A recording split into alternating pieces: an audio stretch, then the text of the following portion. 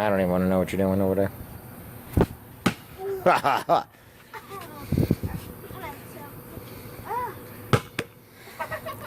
Ready? Catch it now. Oh, let it hit Mary, too. Yeah, you gotta apologize to Mary.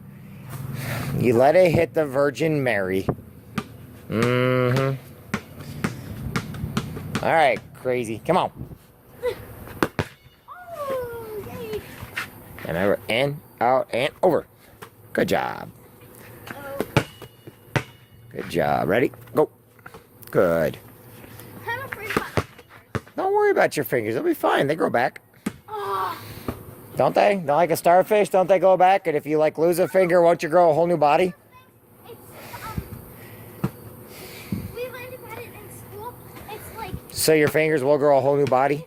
but things that we need, and that if we get them and we use all of it, like coal and gas. Like coal and gas. We use all of coal, we won't have no more, and we won't. When Says who? my teacher said it's a lesson that we learned. And Wow. so Come on, let's go. Good job. Ready? Coming at you. Catch it. Good. Stand in front of the ball. Don't go to the right or left. Stay right in front of it, okay?